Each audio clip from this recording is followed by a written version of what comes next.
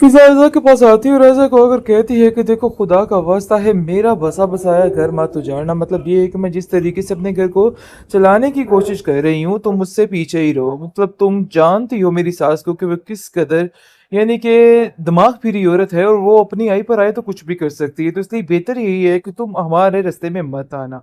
जिसको सुनकर वो कहती है आखिर तुम्हें किस चीज़ की परेशानी है? तुम्हें ऐसा क्यों लग रहा है कि मैं आप लोगों की ज़िंदगियों में शामिल हो जाऊँगी?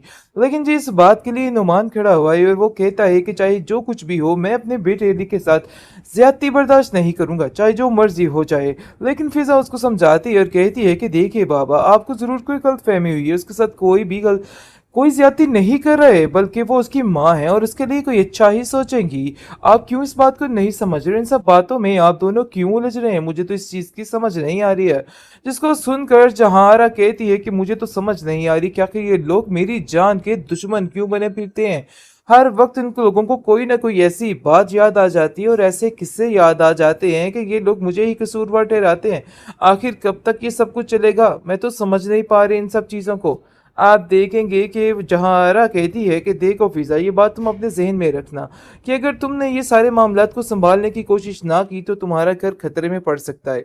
और तुम बड़े अच्छे तरीके से जानती हो कि मैं किस तरह से कुछ भी कर सकता हूँ और ये कर सकती हूँ। और ये बात तो बिल्कुल तय है कि रजा भी इस चीज़ के लिए एक पल नहीं लगाएगा। मैं इसको जोर जैसा कहूँगी वो वैसा ही करेगा।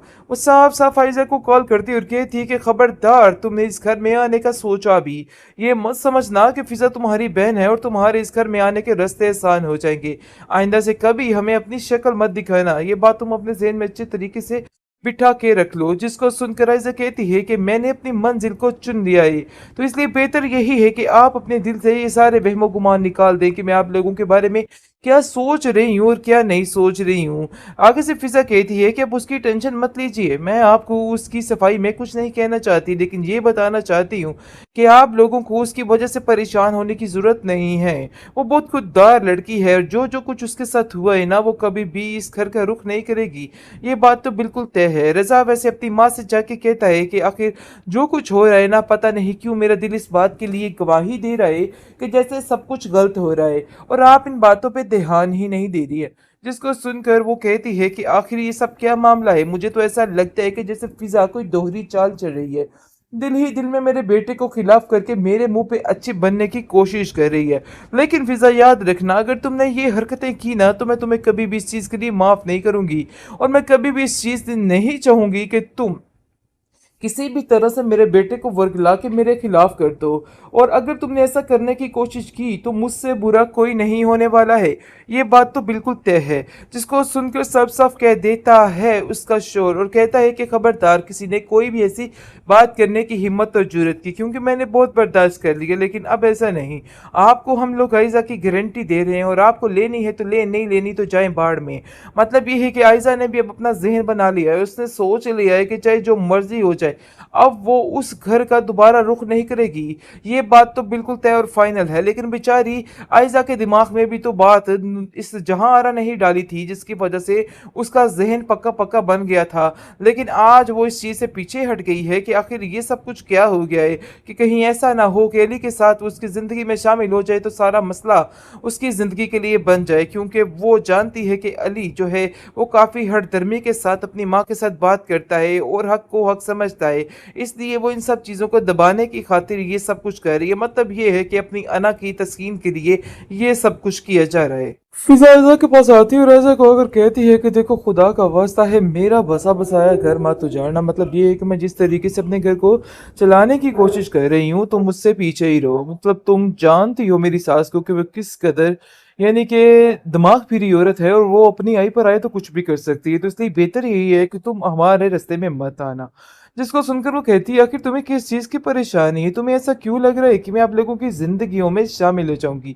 लेकिन जी इस बात के लिए नुमान खड़ा हुआ है और वो कहता है कि चाहे जो कुछ भी हो मैं अपने बेटे अली के साथ ज्यादती बर्दाश्त नहीं करूंगा, चाहे जो मर्जी हो जाए। लेकिन फिजा उसको समझाती है और कहती है कि देखिए बाबा, आपको जरूर कोई गलतफहमी हुई है। उसके साथ कोई ज्यादती नहीं कर रहा है, बल्कि वो उसकी माँ है और उसके लिए कोई अच्छा ही सोचेंगी। आप क्यों इस बात को नहीं समझ रहे? इन सब बातों में आप दोनों क्यों उलझ रहे हैं? मुझे तो इस चीज़ की समझ नहीं आ रही है। जिसको सुनकर जहारा कहती है कि मुझे तो समझ नहीं आ रही क्या कि ये लोग मेरी जान के दुश्मन क्यों बने फिरते हैं। हर वक़्त इन लोगों को कोई न कोई ऐसी बात याद आ जाती है और ऐसे किस्से याद आ जाते हैं कि ये लोग मुझे ही कसूरवार ठहराते हैं। आखिर कब तक ये सब कुछ चलेगा? मैं तो समझ नहीं पा रही इन सब चीज़ों को। आप देखेंगे कि जहारा कहती है कि देखो फ़िज़ा, ये बात तुम अपने ज़हन में रखना कि अगर तुमने ये सारे मामलात को सँभालने की कोशिश ना की तो तुम्हारा घर खतरे में पड़ सकता है। और तुम बड़े अच्छे तरीके से जानती हो कि मैं किस तरह से कुछ भी कर सकता हूँ और ये कर सकती हूँ, और ये बात तो बिल्कुल तय है कि रज़ा भी इस चीज़ के लिए एक पल नहीं लगाएगा। मैं उसको जोर जैसा कहूँगी वो वैसा ही करेगा। वो साफ-साफ आयज़ा को कॉल करती है और कहती है कि खबरदार तुमने इस घर में आने का सोचा भी, ये मत समझना कि फ़िज़ा तुम्हारी बहन है और तुम्हारे इस घर में आने के रास्ते आसान हो जाएँगे।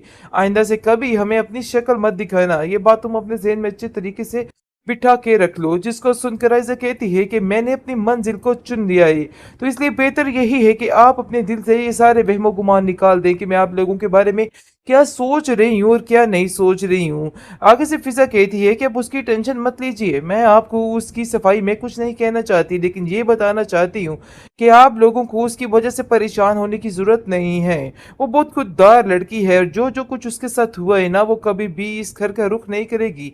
ये बात तो बिल्कुल तय है। रज़ा वैसे अपनी माँ से जाके कहता है कि आखिर जो कुछ हो रहा है ना, पता नहीं क्यों मेरा दिल इस बात के लिए गवाही दे रहा है कि जैसे सब कुछ गलत हो रहा है और आप इन बातों पे ध्यान ही नहीं दे रही है। जिसको सुनकर वो कहती है कि आखिर ये सब क्या मामला है? मुझे तो ऐसा लगता है कि जैसे फ़िज़ा कोई दोहरी चाल चल रही है। दिल ही दिल में मेरे बेटे को खिलाफ करके मेरे मुंह पे अच्छी बनने की कोशिश कर रही है। लेकिन फ़िज़ा याद रखना, अगर तुमने ये हरकतें की ना तो मैं तुम्हें कभी भी इस चीज़ के लिए माफ़ नहीं करूँगी और मैं कभी भी इस चीज़ से नहीं चाहूँगी कि तुम किसी भी तरह से मेरे बेटे को वर्गला के मेरे खिलाफ कर दो। और अगर तुमने ऐसा करने की कोशिश की तो मुझसे बुरा कोई नहीं होने वाला है। ये बात तो बिल्कुल तय है। जिसको सुनकर सब साफ कह देता है उसका शोर और कहता है कि खबरदार किसी ने कोई भी ऐसी बात करने की हिम्मत और जुर्रत की, क्योंकि मैंने बहुत बर्दाश्त कर लिया, लेकिन अब ऐसा नहीं। आपको हम लोग आयज़ा की गारंटी दे रहे हैं और आपको लेनी है तो ले, नहीं लेनी तो जाए बाढ़ में। मतलब ये है कि आयज़ा ने भी अब अपना जहन बना लिया है, उसने सोच लिया है कि चाहे जो मर्जी हो जाए अब वो उस घर का दोबारा रुख नहीं करेगी। ये बात तो बिल्कुल तय और फाइनल है। लेकिन बेचारी आयज़ा के दिमाग में भी तो बात इस जहां आरा नहीं डाली थी जिसकी वजह से उसका जहन पक्का पक्का बन गया था। लेकिन आज वो इस चीज़ से पीछे हट गई है कि आखिर ये सब कुछ क्या हो गया है, कि कहीं ऐसा ना हो कि अली के साथ उसकी ज़िंदगी में शामिल हो जाए तो सारा मसला उसकी ज़िंदगी के लिए बन जाए, क्योंकि वो जानती है कि अली जो है वो काफ़ी हठधर्मी के साथ अपनी माँ के साथ बात करता है और हक को हक समझता है। इसलिए वो इन सब चीज़ों को दबाने की खातिर ये सब कुछ कर रही है। मतलब ये है कि अपनी अना की तस्कीन के लिए ये सब कुछ किया जा रहा है।